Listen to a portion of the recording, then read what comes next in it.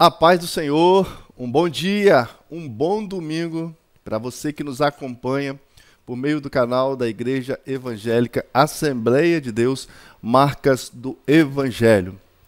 É muita alegria poder estar mais uma vez nesta manhã de domingo para juntos estudarmos e aprendermos a palavra de Deus.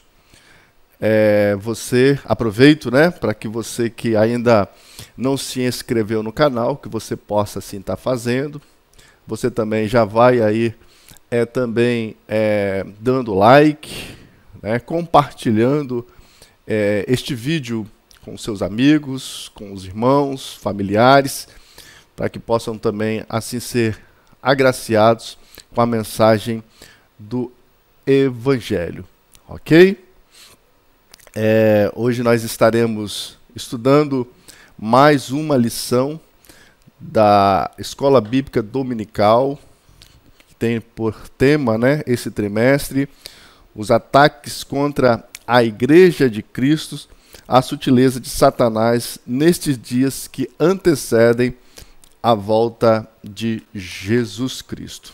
Então nós vamos hoje estudar a lição de número 9, hoje, dia 28 de agosto de 2022.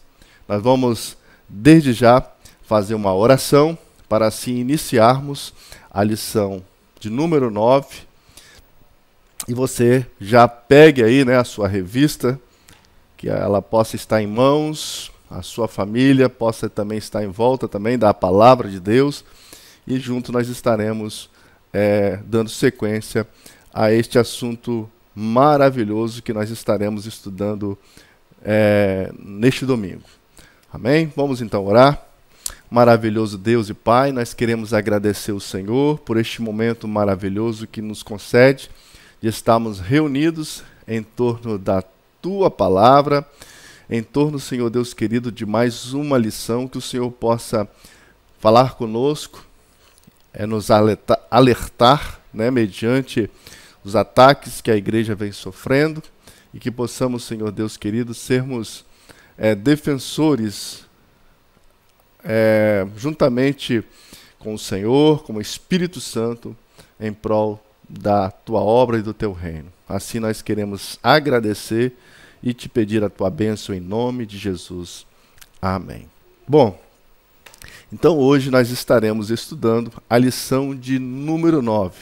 Nós já estamos chegando, ao final de mais um trimestre, só resta mais um mês, mais 4 lições, onde nós estaremos encerrando esse ciclo, esse trimestre, que muito contribuiu para o nosso, não somente conhecimento intelectual, mas também nos alertou espiritualmente concernente aos perigos que a igreja vem sofrendo nestes últimos séculos, momentos em que se aproxima a volta do Senhor Jesus e, consequentemente, as nossas dificuldades, os enfrentamentos que teremos pela frente, certamente eles serão mais intensos, e que nós possamos estar acobertados, pelo sangue do Senhor Jesus Cristo, que nós possamos estar guardando a sua palavra, os seus mandamentos, para que nós não sejamos achados em falta nestes últimos dias. Então, foi uma série de lições muito valiosas para o nosso crescimento espiritual. Então, hoje nós estaremos estudando, o tema da lição de hoje vai falar sobre a sutileza do movimento dos desigrejados. O texto áureo da nossa lição diz que, não deixando a nossa congregação, como é de costume de alguns, antes admoestando-nos uns aos outros, e tanto mais quanto vedes que se vai aproximando aquele dia. Hebreus, capítulo 10, o versículo 25. A verdade prática nos diz que o movimento dos desigrejados deve ser visto como um desvio da verdadeira espiritualidade que é expressa no contexto da verdadeira igreja. Então, repetindo aí, o movimento dos desigrejados, ele deve ser visto como um desvio da verdadeira espiritualidade, que é expressa no contexto da verdadeira igreja. Nossa leitura bíblica em classe está registrada aí na carta aos Hebreus, capítulo 10, e somente 6 versículos nós estaremos lendo, conforme está descrita aí na nossa lição, do versículo 19 até o versículo 25, que diz assim: tendo, pois, irmãos, ousadia para entrar no santuário, pelo sangue de Jesus, pelo novo e vivo caminho que ele nos consagrou, pelo véu, isto é, pela sua carne, e tendo um grande sacerdote sobre a casa de Deus, cheguemo-nos com verdadeiro coração, em inteira certeza de fé, tendo o coração purificado da má consciência e o corpo lavado com água limpa. Retenhamos firmes a confissão da nossa esperança, porque fiel é o que prometeu. E consideremo-nos uns aos outros para nos estimularmos ao amor e às boas obras, não deixando a nossa congregação, como é costume de alguns, antes admoestando-nos uns aos outros, e tanto mais quanto vedes que se aproxima, se vai aproximando aquele dia.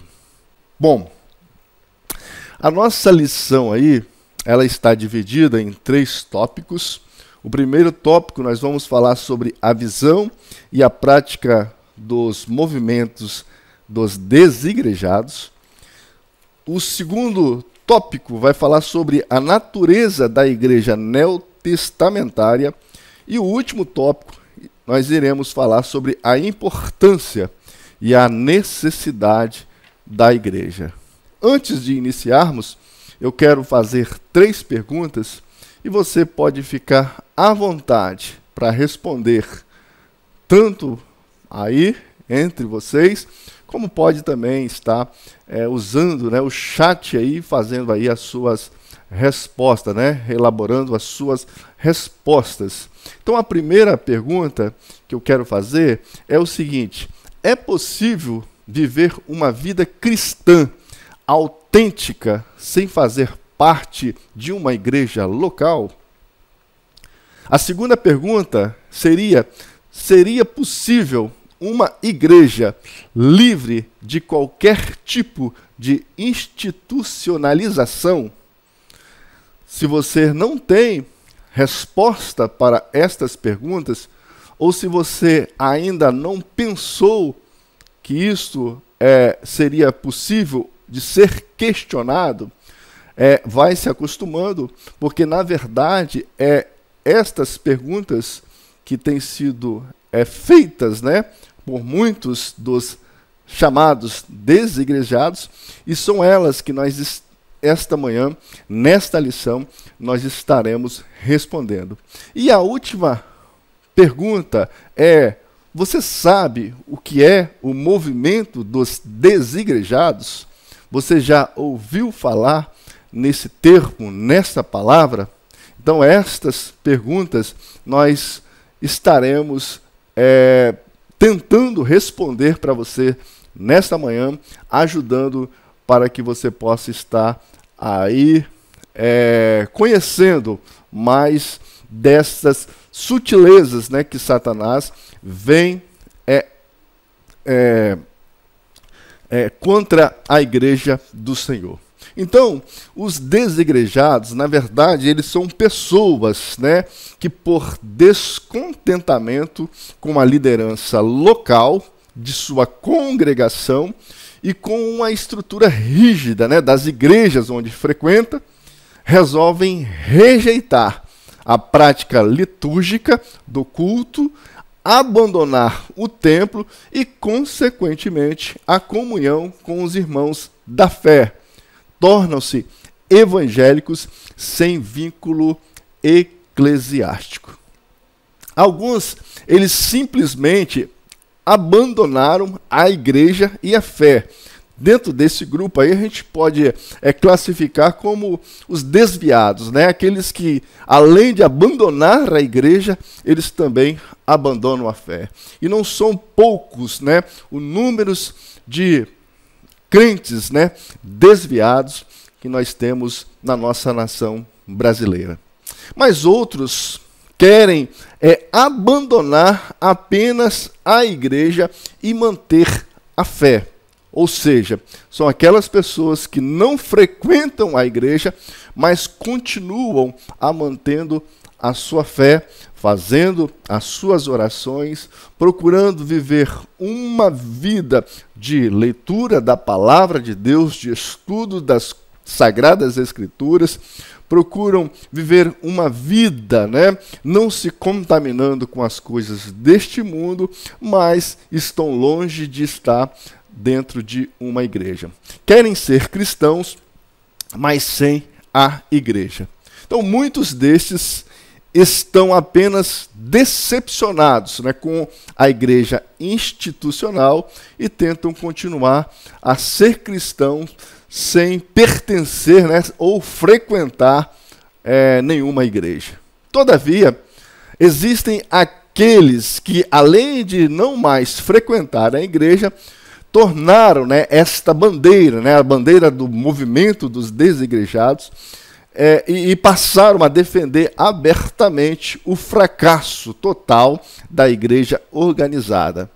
Então, dizendo, né, que há possível, né, a possibilidade, é necessário um cristianismo sem igreja e a necessidade, né, de sairmos de uma igreja para encontrarmos Deus. Essas ideias, amados irmãos e irmãs, vêm sendo veiculadas abertamente através de livros, por meio de palestras e também da própria mídia. Viraram um movimento que cresce a cada dia e que nós possamos, pela graça e misericórdia de Deus, estarmos combatendo. Por ocasião do censo do IBGE de 2010, os sociólogos eles detectaram, né, uma percentagem enorme de pessoas, cerca de 9% da população brasileira, que se identificavam como os sem igrejas. A esse fenômeno, né, os pesquisadores eles nominaram de, entre aspas, os crentes indeterminados. São pessoas que se dizem cristãs, contudo, não se consideram parte, né, de denominação alguma. O que se observa nesse fenômeno social é que ele não se trata apenas de uma tendência, né, ou um modismo do momento, mas de um movimento que nos últimos anos tem crescido e ganhado corpo e forma. E tem intrigado, né, os sociólogos e também desafiado, né, a verdadeira igreja cristã.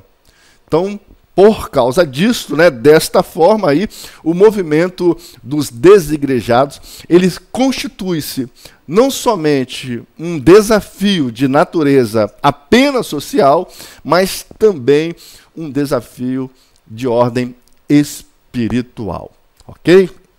Então, o nosso primeiro tópico aí da nossa lição, que vai falar a respeito, né, da visão prática do movimento dos desigrejados. O primeiro subtópico aí tem por título aí um ensino anti-institucional.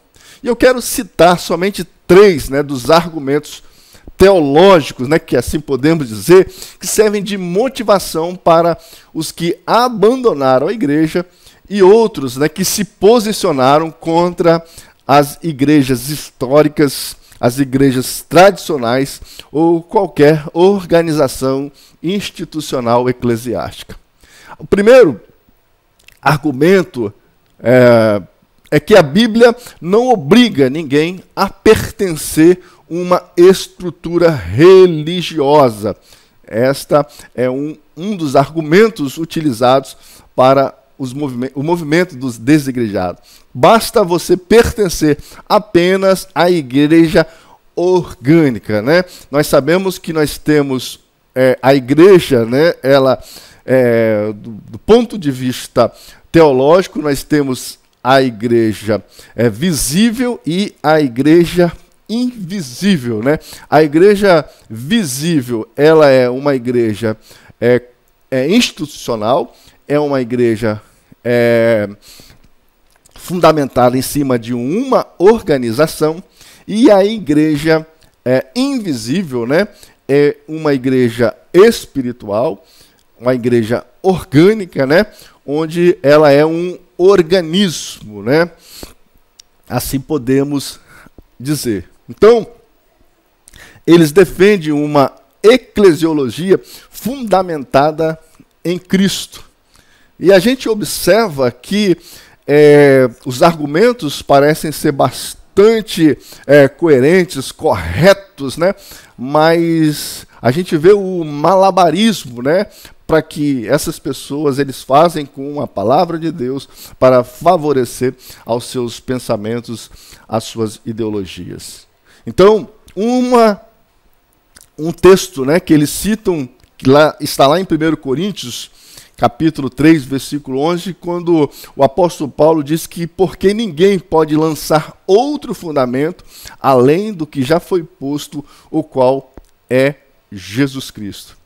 E também o outro texto, né, em relação à composição mística da igreja, né, a universalidade, né, a igreja universal, eles pegam o texto de Hebreus, o capítulo 12, o versículo 23, onde eles citam que a igreja dos primogênitos arrolados, ou seja, no rol, né, colocada no rol dos céus, e a Deus vivo, o juiz de todos, e aos espíritos dos justos aperfeiçoado.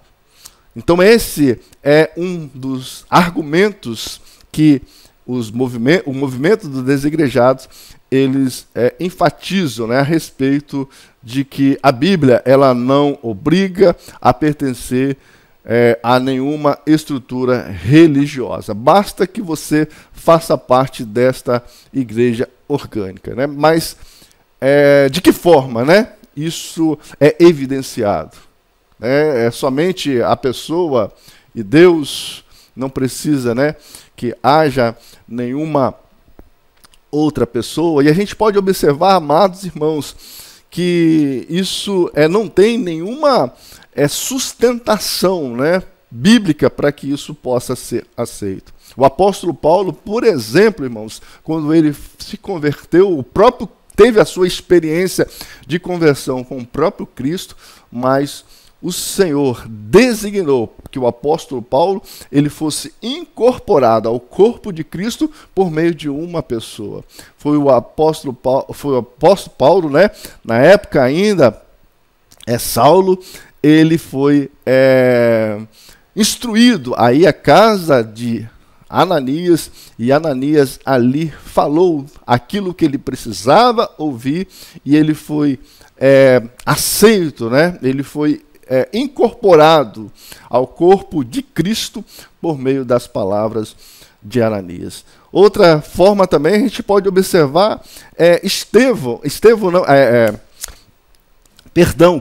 Cornélio. Né? Cornélio, ele tinha um testemunho do próprio Senhor, né, de que Deus havia ouvido as suas orações, Deus estava a par daquilo da sua piedade, das esmolas, né, dos jejuns que ele fazia, mas ele precisava ser incorporado no corpo, e isso seria feito por meio dos irmãos e por meio da igreja, representado ali pelo apóstolo Pedro, né, que foi lá à sua casa e ali falou todas as verdades do Evangelho, aquilo que o Espírito Santo precisava comunicar ao irmão Cornélio, certo?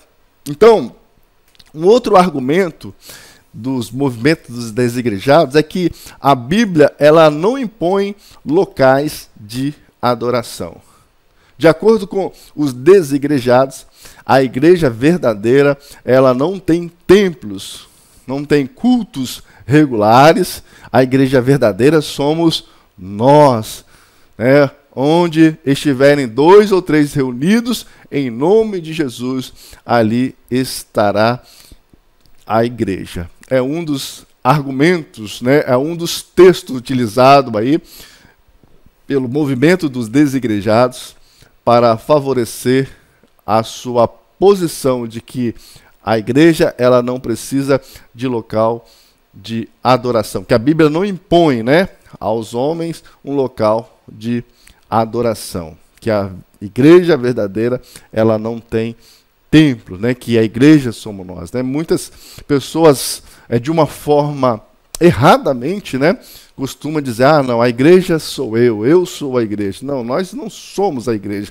Na verdade, nós somos membros, né? Nós somos parte da igreja. Na verdade, a igreja ela é composta, né, de todos os membros, de todos aqueles que fizeram uma aliança com o Senhor, né, que foram transformados, regenerados pela palavra de Deus, por meio de uma ação do Espírito Santo, que entregaram a sua vida e que fazem parte deste corpo, né, que se chama o corpo de Cristo. Então a igreja, na verdade, não sou eu, a igreja somos todos nós, somos esta reunião, né? Não tem como um braço ser o corpo, não tem como, por exemplo, um dedo ser o corpo. Então o corpo de Cristo, a igreja de Cristo, é a reunião de todos estes membros. Então, sendo assim, eles defendem uma profissão de fé descaracterizada de igreja organizada. Então, durante os seus encontros, não há uma condução litúrgica refinada ou profissionalizada.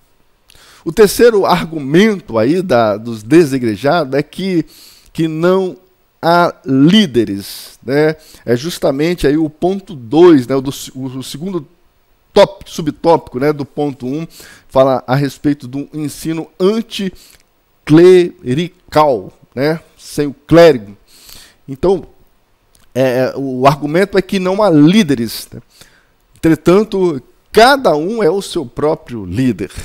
Ou seja, todos trabalham como sacerdotes do corpo de Cristo, onde Jesus é a única liderança. Então, os bispos, os presbíteros e diáconos, eles eram pastores que guiariam o recém-convertido e não a cargos de instituição. Então, sendo assim, todos os fiéis, segundo os desigrejados, são empoderados, isto é, capazes de participar ativamente no grupo e nas esferas de liderança, sem que haja, né, um clero estabelecido ou uma classe privilegiada.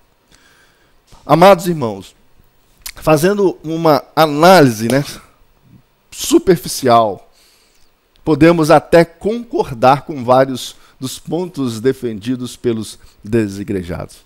Infelizmente, eles estão certos quanto ao fato de que muitos evangélicos confundem a igreja organizada com a igreja de Cristo e têm lutado, né, com unhas e dentes para defender a sua denominação e a sua igreja, mesmo quando estas não representam genuinamente os valores da igreja de Cristo. Concordo, né, também que a igreja de Cristo ela não precisa de templos construídos e nem de todo o aparato, né, necessário para a sua manutenção. Ela, na verdade, ela subsistiu, né, de forma vigorosa nos 4 primeiros séculos, se reunindo em casas, cavernas, vales, campos, né, e até cemitérios por causa da perseguição. Os templos cristãos, eles de fato, né, eles só foram erigidos após a oficialização do cristianismo por Constantino, no século IV. Eu não quero dizer que não havia a igreja. Estou falando em termos do edifício, né? da construção, né? Quando eles foram os templos assim erigidos. Eu também estou assim, de acordo com a constatação de que a igreja institucional ela tem cometido muitos erros no decorrer de sua longa história. E dito isto, irmãos, pergunto se ainda assim está correto abandonarmos a igreja institucional e seguirmos um cristianismo em um voo solo? Pergunto ainda se os desigrejados não estão jogando fora o bebê junto com a água suja da banheira? Ao final, parece que a revolta deles não é somente contra a institucionalização da igreja, mas contra qualquer coisa que imponha limites ou restrições à sua maneira de pensar e de agir. E fico com a impressão, né, de que eles querem se livrar da igreja para poderem ser cristãos do jeito que entendem, para acreditarem no que quiserem, sendo livres pensadores sem conclusões e convicções definidas, fazerem o que quiserem para poder experimentar tudo na vida sem receio de penalizações e correções. E esse tipo de atitude, né, anti-instituição, antidisciplina, anti-regras, anti-autoridade, anti-limites de todo tipo, se encaixa, irmãos, perfeitamente na mentalidade secular e revolucionária do nosso tempo, que entra nas igrejas travestidas de cristianismo. Parece muito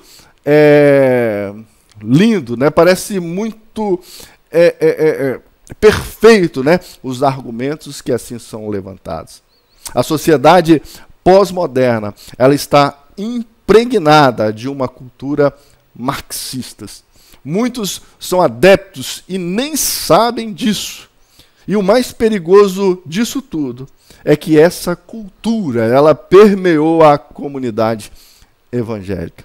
O movimento dos desigrejados é uma manifestação dessa cultura maligna. Karl Marx, ele acreditava que o homem tornar-se-ia, né, capaz de construir o seu mundo e sua história de maneira autônoma, ou seja, sem a religião. Ele deduz a perda gradual da religião provocada com o fim do capitalismo. Isso faria o homem voltar-se a si mesmo como responsável, autônomo do seu destino. Que falácia! Do materialismo de Karl Marx, ainda hoje não falta diversas ideologias e certas correntes da teologia que tentam integrar, né, a análise marxista no pensamento cristão. O que diremos hoje, irmãos, das igrejas que abraçaram a causa inclusiva, né, chamadas de igrejas inclusivas, onde muitas das vezes a igreja que perdeu o poder de Deus, o poder do Espírito Santo, e justamente para agradar, para atrair essas pessoas que têm uma simpatia por um Cristo amoroso, por um Cristo que pode tudo, por um Cristo do bem, sem ser um Cristo da justiça, da verdade, e de um Cristo que um dia ele virá como juiz e há de julgar os homens pelaquilo que eles fizeram por meio do corpo. Colocando-se, né, como igrejas que aceitam as ideologias, que aceitam a união de pessoas justamente do mesmo sexo, né, justamente para que estas pessoas possam ser incorporadas à igreja. Que Deus possa ter misericórdia de nós. e que Deus possa ter misericórdia destas pessoas e que os seus olhos possam ser abertos e que eles possam ainda, né, como diz o apóstolo Pedro, né, que eles possam achar lugar de arrependimento e serem salvos por meio do sangue de Jesus. O segundo tópico, né, da nossa lição aí vai falar justamente a respeito da natureza da igreja neotestamentária. É verdade que Jesus ele não deixou uma igreja institucionalizada aqui neste mundo. Todavia, ele disse algumas coisas, né, sobre a igreja que levaram seus discípulos a se organizarem em comunidades ainda no período apostólico e muito antes de Constantino. E eu quero listar aqui pelo menos 6 destas verdades. Jesus ele disse aos seus discípulos que a sua igreja seria edificada sobre a declaração de Pedro, não sobre Pedro, sobre a declaração de Pedro de que ele era o Cristo, o Filho do Deus vivo, como está lá no Evangelho de Mateus, do capítulo 16, do verso 15 ao 19. A igreja ela foi fundada sobre essa pedra, que é a verdade sobre a pessoa de Jesus. O que se desviar desta verdade, ou seja, a divindade de Cristo e a exclusividade da sua pessoa, não é uma igreja cristã. Então não admira que os apóstolos estivessem prontos, né, a rejeitar os livres pensadores de sua época, né, que queriam dar uma outra interpretação à pessoa e à obra de Cristo, diferentemente daquela que eles receberam do próprio Cristo. As igrejas elas foram instruídas pelos apóstolos a rejeitar os livres pensadores, né, como os gnósticos, como os judaizantes e libertinos desobedientes, como os seguidores de Balaão e os nicolaítas. Fica praticamente impossível, né, nos mantermos sobre a rocha, sobre Cristo e sobre a tradição dos apóstolos registrada nas Escrituras, sem sermos igreja. Onde a igreja, eu digo uma igreja institucionalizada, onde nós somos ensinados, onde nós somos corrigidos, onde nós somos admoestados, onde nós somos advertidos, onde nós somos confirmados na fé e onde os que se desviam da verdade das Escrituras são disciplinados. O segundo ponto, que a declaração de Jesus acima, né, que a sua igreja se ergue sobre a confissão acerca de sua pessoa, nos mostra, né, a ligação estreita, orgânica e indissolúvel entre ele e a sua igreja. Em outro lugar, ele ilustrou esta relação com a figura da videira e os seus galhos. Ele sendo a videira e nós sendo os seus ramos. E esta união foi muito bem compreendida pelos apóstolos, ao ponto de que eles compararam, né, fizeram também uma mesma comparação da relação entre a cabeça e o corpo, como está lá em Efésios no capítulo 1, versículo 22 a 23, que diz que Jesus Cristo, ele é o cabeça da igreja e nós somos o corpo, né, desta a igreja. Também o apóstolo Paulo, ele fez uma relação, né, de marido e mulher para exemplificar que existe uma relação entre o noivo e a noiva. O apóstolo Pedro também fez uma comparação entre o edifício e a pedra sobre a qual ela se assenta. Então que a igreja, ela está fundamentada, ela está assentada sobre a pedra angular, sobre a pedra de esquina. Jesus Cristo, ele é a pedra sobre a qual a igreja está edificada, está fundamentada. Os desigrejados, eles querem Cristo, mas eles não querem a sua igreja. Querem o noivo, mas eles rejeitam a sua noiva. Mas como diz a própria palavra de Deus, o que Deus ajuntou, não separa um homem. Não podemos, amados irmãos, de forma alguma, ter um sem o outro. O terceiro ponto, Jesus instituiu também o que chamamos de processo disciplinar. Quando ele ensinou aos seus discípulos de que maneira deveriam proceder, no caso de um irmão, que caiu em pecado, como está lá em Mateus, no capítulo 18, o verso 15 até o verso 20, após repetidas advertências, em particular, o irmão faltoso, porém endurecido, deveria ser excluído da igreja. Observa que o texto, ele escreve, ele está expressamente dizendo igreja. Pois isso foi o termo que Jesus usou. Ele não deveria mais ser tratado como parte da igreja. Os apóstolos, eles entenderam isto muito bem. E nós encontramos em suas cartas dezenas de advertências às igrejas que eles organizaram para se afastarem e excluíssem os que não quisessem se arrepender dos seus pecados e que não andassem de acordo com a verdade apostólica recebida por eles, por meio de Jesus Cristo. Um bom exemplo disto é a exclusão do irmão imoral da igreja de Corinto, como está lá no capítulo 5 da primeira carta de Paulo aos Coríntios.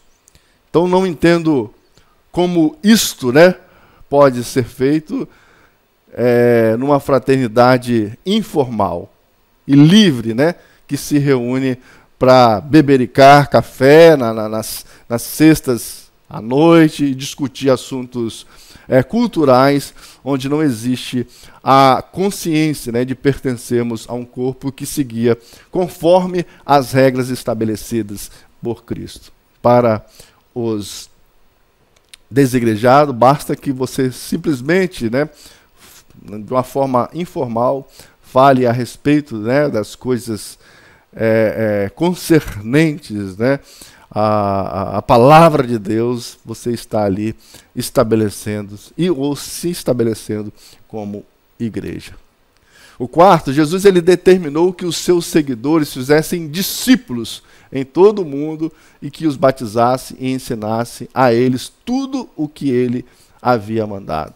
Os discípulos ele entenderam isso muito bem. Eles organizaram os convertidos em igrejas, os quais eram batizados e instruídos no ensino dos apóstolos. Eles estabeleceram líderes espirituais sobre essas igrejas, que eram responsáveis por instruir os convertidos, advertir os faltosos e também a cuidar dos necessitados. Então eles definiram claramente o perfil desses líderes e suas funções, que iam desde um governo espiritual das comunidades até a oração pelos enfermos. O quinto ponto, a gente pode destacar a respeito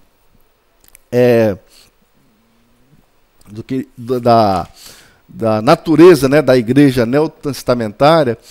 O exemplo mais antigo que nós temos desta organização é a reunião dos apóstolos e presbíteros em Jerusalém para tratar de um caso de doutrina, a inclusão dos gentios na igreja e as condições para que houvesse comunhão com os judeus convertidos. Então a decisão deste ficou conhecido como o Concílio de Jerusalém, como está lá no livro de Atos, no capítulo 15.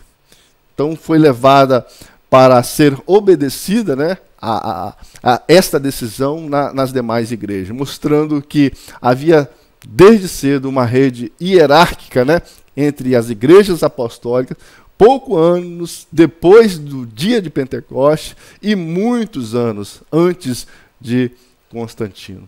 E por último, Jesus também mandou que os seus discípulos se reunissem regularmente para comer o pão e beber o vinho, né, em memória dele. Então os apóstolos, eles seguiram a ordem e reuniam-se regularmente para celebrar a ceia. Então, todavia, dada a natureza da ceia, cedo, né, eles introduziram as normas para a participação nela, como fica evidente, né, no caso da igreja de Corinto, como está lá no capítulo 11, né, na primeira carta aos Coríntios. Então, não sei, irmãos, direito como que os desigrejados eles celebram a ceia. Mas deve ser muito difícil fazer isso, né, sem que estejamos na companhia de irmãos que partilham da mesma fé e que creem a mesma coisa sobre o Senhor. E é curioso que a passagem predileta dos desigrejados, que é aquela onde estiverem 2 ou 3 reunidos em meu nome, ali eu estou no meio deles, foi proferida por Jesus no contexto da igreja organizada. Esses 2 ou 3 que ele menciona são 2 ou 3 que vão tentar ganhar o irmão faltoso e tentar, né, reconduzi-lo à comunhão da igreja. Ou seja, são 2 ou 3 que estão agindo para preservar a pureza da igreja como corpo, e não 2 ou 3 que se separaram dos demais e resolveram fazer a sua própria igrejinha informal ou seguir carreira solo como cristão. Segundo os desigrejados, os 3 marcos, né, responsáveis pela corrupção da igreja institucional foi o início, né, ou seja, o fim, né, do período apostólico, a intrusão da filosofia grega na teologia da igreja e o decreto de Constantino, né, onde ele institucionalizou a igreja como uma instituição. Porém, muito antes disso, a igreja de Cristo, ela já estava organizada, com seus ofícios, com a sua hierarquia, com o seu sistema disciplinar, funcionando, né, regularmente, com seus credos e com as suas confissões. A ponto de Paulo, né, se referir a ela como a coluna e baluarte da verdade. E o autor aos Hebreus, ele repreende, né, os que deixavam de se congregar com os demais cristãos. O livro de Atos, irmãos, faz diversas menções das igrejas, referindo-se a ela mesmo como corpos definidos e organizados nas cidades. Então, a relação é muito grande de que a igreja, muito antes de se formar, né, de ser realmente ter os seus templos erigidos, como a gente vê hoje, ela já funcionava como uma instituição, onde tinha ali os seus ministros, a sua liderança, e tinha ali aqueles que ouviam a palavra de Deus por meio desses líderes, assim perfeitamente escolhidos pelo Senhor. No final, eu fico com a impressão que os desigrejados, na verdade, não são contra a igreja organizada meramente, porque desejam uma forma mais pura de cristianismo, mais próxima, né, da forma original. Pois esta forma original, ela já nasceu organizada e estruturada nos evangelhos e no restante do Novo Testamento. Acho que eles querem mesmo liberdade para serem cristãos do jeito deles, acreditar no que quiserem e viver do jeito que acham que está correto, sem ter que prestar conta a ninguém. E pertencer a uma igreja organizada e que tem autoridades constituídas, convencionadas, significa, irmãos, submeter as nossas ideias, os nossos pensamentos e a nossa maneira de viver ao crivo do Evangelho, conforme entendido, né, pelo cristianismo histórico. E para muitos, isso é pedir demais. Que Deus nos dê graça. Vamos então ao nosso último tópico, né, da nossa lição, que vai falar sobre a importância e a necessidade da igreja. Irmãos, nós somos chamados à generosidade. As comunidades cristãs, elas foram se organizando e se estruturando a fim de resistir às perseguições e às crises sofridas. A igreja, ela tinha profunda consciência social, pelo menos no que se dizia a respeito de seus próprios membros, chegando ao ponto de doar auxílios e esmola. A comunhão dos seus bens, a oração, a fração, o partir do pão, que na verdade era justamente aquilo que nós fazemos hoje, de estarmos ajuntando alimentos e estar distribuindo com aqueles irmãos que de repente estão desfavorecidos. O ensinamento dos apóstolos, eles caracterizavam uma vida da comunidade cristã primitiva. Através das obras de caridade e de filantropia, o cristianismo ele tem elevado a dignidade da vida humana e contabiliza os inúmeros hospitais, clínicas, albergues, escolas, universidades, orfanatos, irmãos, leprosários, tudo isso devido ao entendimento comunitário da mensagem de amor que ordenou o Senhor Jesus Cristo. Nós somos chamados à generosidade. E é impossível uma igreja sem o lado institucional. E a relação do cristão com a instituição, ela não substitui, mas ela promove e expressa a sua relação com Cristo e com os crentes. Pois o princípio institucional é a parte fundamental da forma visível desta relação. O mundo vê Cristo por meio da igreja assim institucionalizada. Certo? E nós somos também chamados à comunhão, a conviver. E isso exige uma vida disposta, irmãos, a aceitar os outros e recusar o abandono da igreja por conflitos pessoais, ao invés de integrar-se a mudanças necessárias. A comunhão é um dom de Deus dado à sua igreja e ela deve ser seguido pela dedicação e pelo esforço diligente do trabalho pessoal como resposta à graça divina concedida a nós. Os cristãos, eles são chamados por Deus para a comunhão de seu Filho, Jesus Cristo, nosso Senhor, como está lá na primeira carta aos Coríntios, no capítulo 1, versículo 9.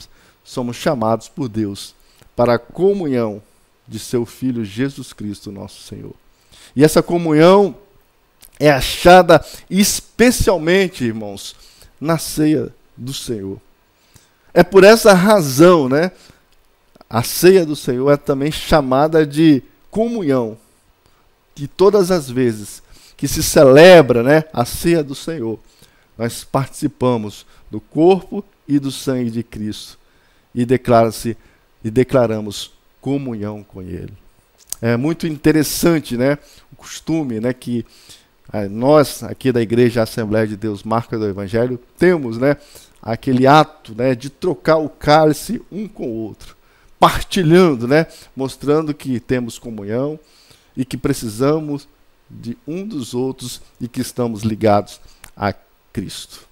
A palavra que se traduz por comunhão, ou participação, é o termo koinonia, empregado por Paulo para mostrar claramente que a salvação consiste, primeiramente, em estabelecer-se uma relação particular com Cristo. A comunhão cristã, acima de tudo, é um vínculo, que liga os cristãos a Cristo e uns aos outros e também com Deus Pai. Nós somos chamados, irmãos, ao serviço. A pertença, do fiel, ou seja, o pertencimento do fiel à igreja, ele deve se traduzir numa posição participativa ativa, baseada numa relação entre direitos e deveres plenamente assegurados e assumidos. A mútua cooperação é uma realidade necessária para tornar visível uma igreja bem edificada. Então essa realidade de fato ocorre entre os fiéis reciprocamente, né, e sobre os ministérios. São qualificados isso como diaconia, isso é, serviço ou ministério. Os dons, eles são diversos, eles têm a função de organizar e edificar o corpo, dizendo respeito a todos os cristãos. Por último, meus irmãos, o apóstolo Paulo ele disse que a missão da igreja é proclamar a virtude daquele que nos chamou das trevas para a sua maravilhosa luz. A razão da igreja existir, além do fato dela promover generosidade, adoração, comunhão, serviço, né, integração, está na sua missão de pregar a salvação, de pregar o evangelho. A igreja ela pode existir em um templo, mas a sua missão só se completa fora dela. Tudo isso, irmãos, leva a considerar que a igreja ela pode ser uma luxuosa catedral, como era o templo, né, em Jerusalém. Motivo de orgulho para o povo de Israel.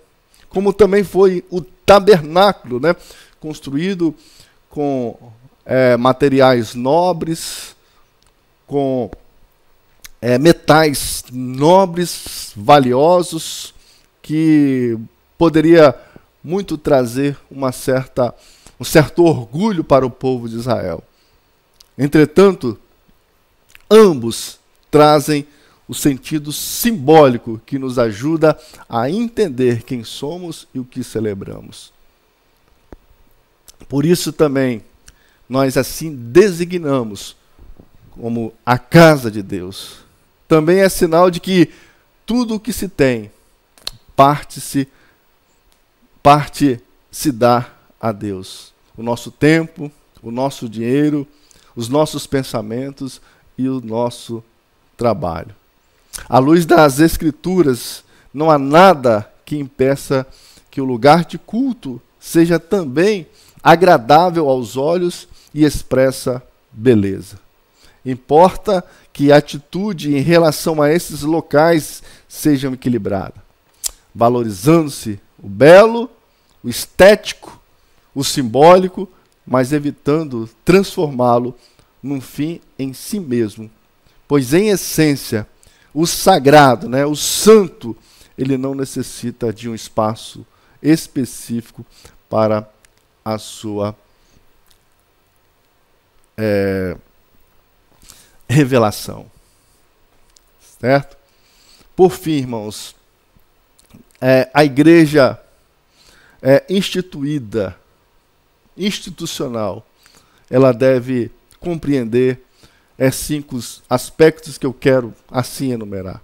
Primeiramente, a exposição da palavra. Todo o processo de maturidade precisa passar pela palavra. O lavar regenerador do Espírito Santo, ele passa pela palavra de Deus. O segundo é que deve haver o fomento da oração. Toda a igreja, irmãos, deve ser estimulada e deve orar. O outro, irmãos, a leitura bíblica. A igreja ela deve ser estimulada à Bíblia, à leitura bíblica. Se passarmos mais tempo nas redes sociais ou entretenimento do que a leitura bíblica, então algo está muito errado conosco. Nós, pentecostais, inseridos, né, dentro da tradição clássica, possuímos uma herança de apego às Escrituras. E não era incomum, né, os nossos pioneiros, eu lembro na minha infância, né, tenho isso em memória, de quando os irmãos, né, a igreja se reunia, principalmente na época de ceia, em que os irmãos citavam, né, textos, versículos, né, eles iam participando e citando versículos decorados da palavra de Deus. Isto acontecia porque eles liam muito a Bíblia. Uma outra importante, né, ação que deve existir na igreja para impedir, né, justamente a proliferação dos desigrejados é o investimento na escola bíblica dominical. Eu sou fruto da escola dominical. E o que eu tenho hoje, né, na identidade pentecostal, foi formado nos bancos das salas da escola bíblica dominical. E os líderes que desprezam, né, a escola dominical estão dando um tiro no próprio pé e vão ter a curto e longo prazo problema, né, com o crescimento da igreja. E por último, irmãos, o investimento nas crianças e nos adolescentes.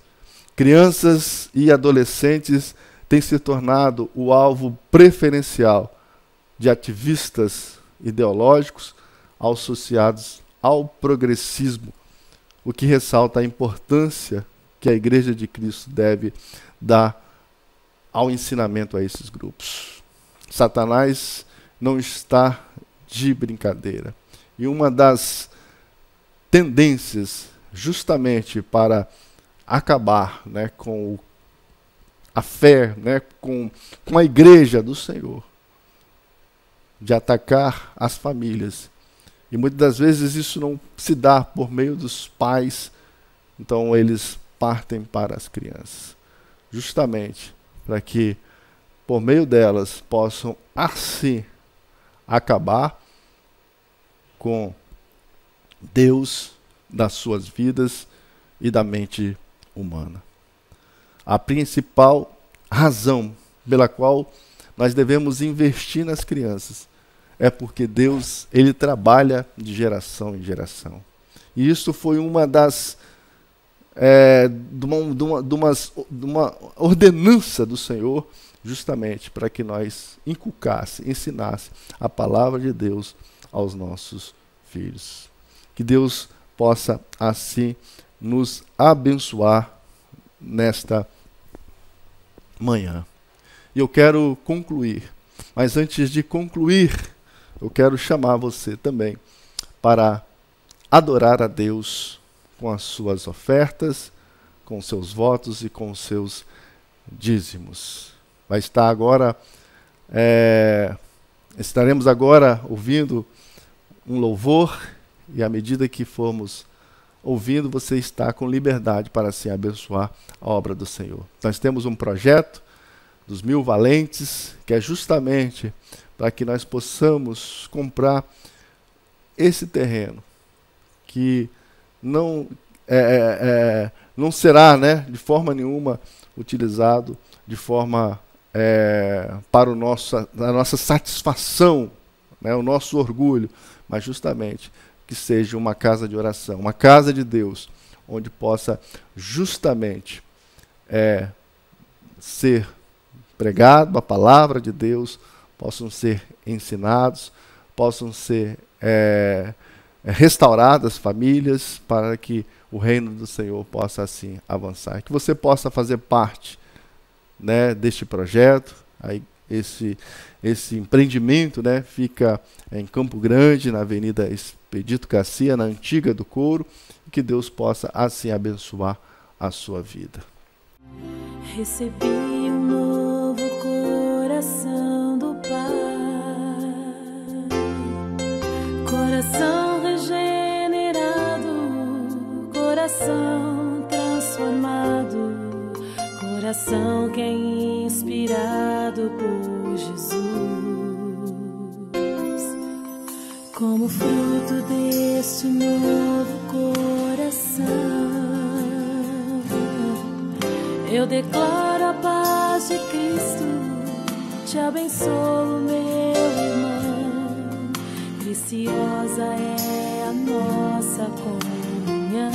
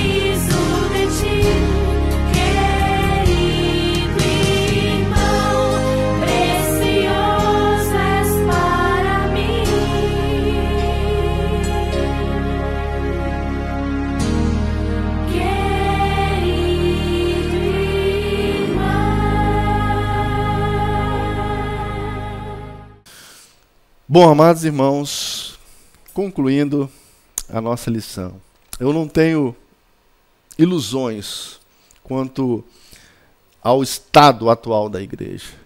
Ela é imperfeita e continuará assim enquanto eu for membro dela. A palavra de Deus não deixa dúvidas quanto ao estado de imperfeição, de corrupção, de falibilidade e miséria em que a igreja militante se encontra no presente, enquanto aguarda a vinda do Senhor Jesus Cristo, ocasião em que ela se tornará uma igreja triunfante, onde haverá a separação do joio do trigo. Ao mesmo tempo, irmãos, ensina que não podemos ser cristão sem ela. Que apesar de tudo, precisamos um dos outros, precisamos da pregação da palavra, precisamos da disciplina e dos meios da graça, da comunhão, dos irmãos e dos cultos regulares. E cristianismo sem igreja é uma outra religião.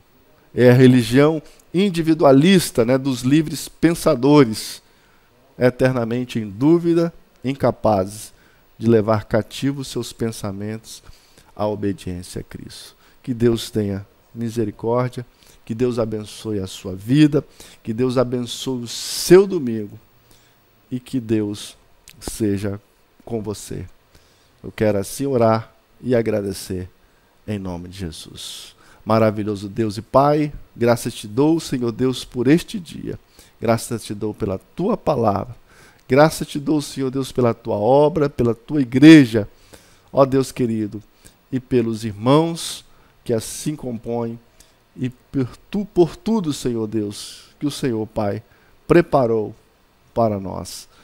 Te louvo, Senhor Deus, e te peço a tua bênção, a bênção sobre a vida dos teus servos, sobre a vida dos irmãos, em nome de Jesus.